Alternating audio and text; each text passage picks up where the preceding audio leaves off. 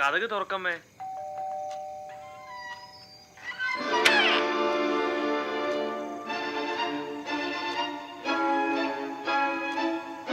അമ്മേ, ഞാൻ നന്ദിനിയുടെ കഴുത്തി താലി കെട്ടി. 10 മാസം നൊന്തു പറ്റ അമ്മയേക്കാൾ വലുതാണല്ലേ ഇന്നലെ കണ്ടേവൾ. അമ്മേ, ഞാൻ ശബ്ദിച്ചു പോരുത്.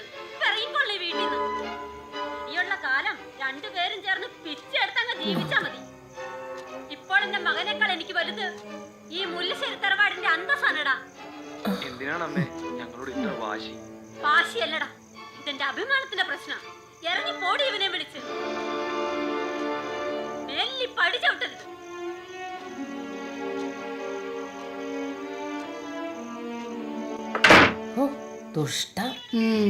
കുറ്റം പറയാൻ പറ്റുകയല്ല സുശീലേ.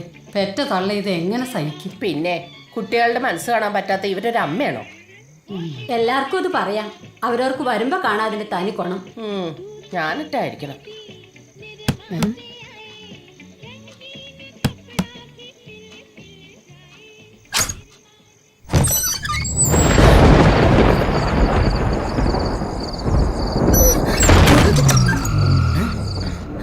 എന്റെ ദേവി, ഞാനിതെങ്ങനെ സഹിച്ചു? എന്താ സുശീലേ? 10 മാസം ചുമന്ന് പെറ്റ എന്നെ പറ്റി ഇവനത് ഓർത്തില്ലല്ലോ. എന്റെ സുശീല, നീ വെറുതെ പ്രശ്നം വലുതാക്കരുത്. സംഭവിച്ചത് സംഭവിച്ചു. ഇനി ഒച്ചയും ബഹളവും വെച്ച് നാട്ടുകാരെ അറിയിക്കല്ലേ. ഈ ചെക്കൻ എന്ത് ബുദ്ധിമോശം കാണിച്ചു. നാള് ദോഷമുള്ളവൻ ഇങ്ങനെയൊക്കെ ചെയ്തല്ലോ എന്റെ ദേവി. കാണിച്ചത് തെറ്റാ, പക്ഷെ നീ കുറ്റിമുല്ലയിലെ വിലാസിനിയാണോ? ആണോന്ന്? എല്ലാ പ്രശ്നത്തിനും പരിഹാരമുണ്ട്. നമുക്ക് വഴിയുണ്ടാക്കാം.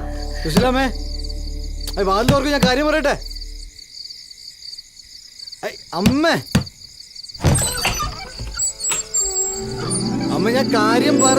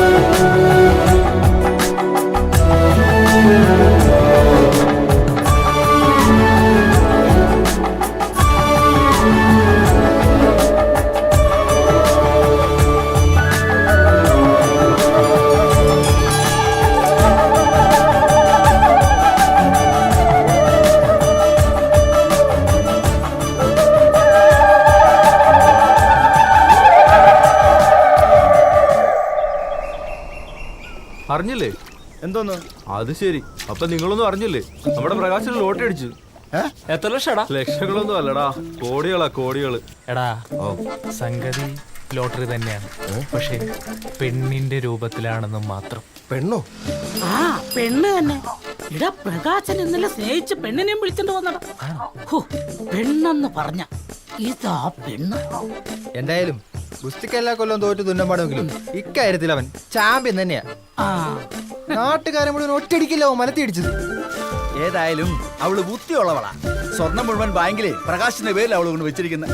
അയ്യോ, അപ്പൊ കേസായ പ്രകാശം കൊടുക്കും. കൊടുക്കും. എന്ത് കേസാവൻ? 1 മാസം മുമ്പ് രജിസ്റ്റർ വെച്ചാരി ഒപ്പിട്ടതാ. ശിവേട്ടനാ ഒന്നാം സാക്ഷ്യത ഞാൻ കേട്ടത്. അല്ല തന്നെ ഭാര്യയുടെ സ്വർണം ഭർത്താവിനോട് വരക്കാം. അതിൽ ആർക്കാണ് ഇത്ര വിഷമം? എനിക്കുണ്ടോ? എനിക്ക്. എന്നാലും പ്രകാശിന് ഇത് ഒറ്റയ്ക്ക് ഞാൻ ധൈര്യപ്പെടുകയല്ല. എല്ലാം ചേച്ചി ദേവന്മാരായിരിക്കും. എന്നിട്ടൊന്നും അറിയാത്തോടെ ഇരിക്കുന്നിടല്ലേ.